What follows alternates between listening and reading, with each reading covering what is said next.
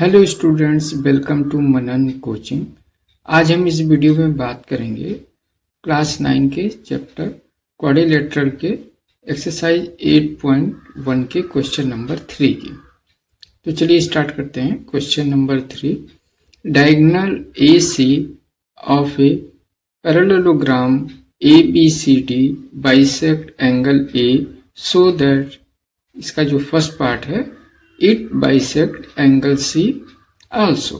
तो यहाँ पे फिगर में जैसा कि ABCD ये एक हमें पैरेललोग्राम दिया हुआ है, जो हमें गिवन है कि P इक्वल टू Q, क्योंकि डायगोनल AC इस एंगल A को बाइसेक्ट कर रहा है, angle P equal to angle Q के।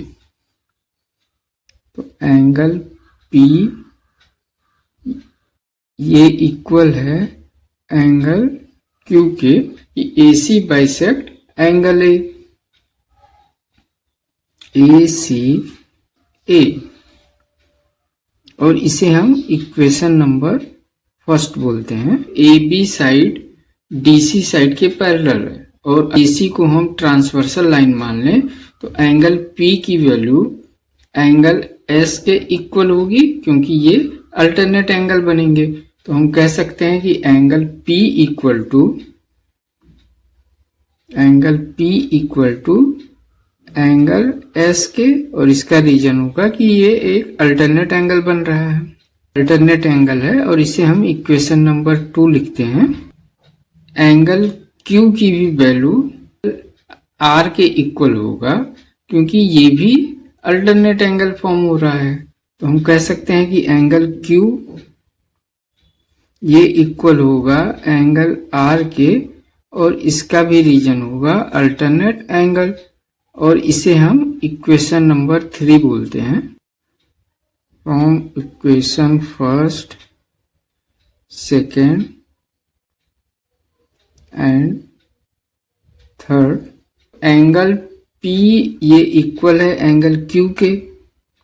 एंगल P की वैल्यू एंगल Q के इक्वल है, angle P equal to angle Q ये हमें गिवन है, और angle P equal to angle S ये अल्टरनेट एंगल बन रहा है। तो angle P equal to Q की जगह S हम लिख सकते हैं, ये एंगल S के भी बराबर है।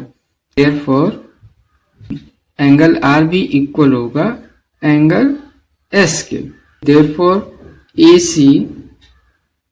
AC also bisect angle C। यही हमें प्रूव करना था। जो हमारा फर्स्ट पार्ट है उसका ये आंसर हो। अब हमारा जो सेकंड पार्ट है क्वेश्चन का, कि ABCD is a rhombus in triangle ABC, in triangle ABC angle P ये इक्वल है एंगल Q के, जो कि हमें गिवन है, और एंगल जो P है हमारा ये इक्वल होगा एंगल R के, एंगल R के।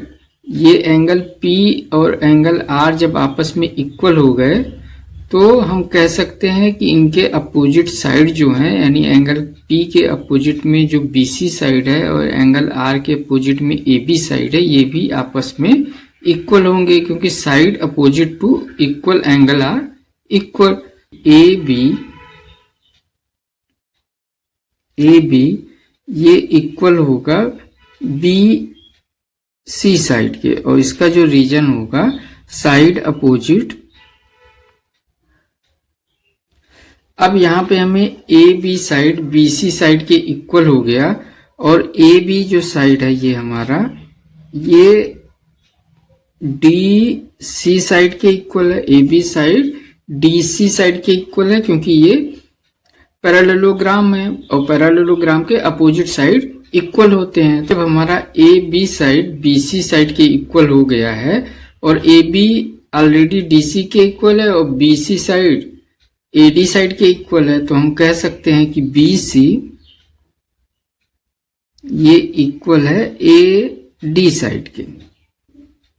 All side of parallelogram are equal. Therefore, ABCD is a rhombus.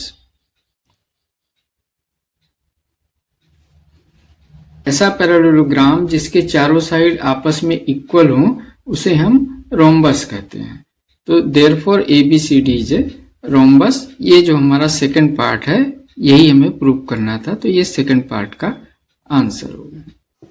इसी के साथ क्वेश्चन नंबर 3 हुआ कंप्लीट। तो स्टूडेंट्स चैनल को लाइक, सब्सक्राइब तथा दोस्तों में शेयर करिएगा। Thank you students for watching this video.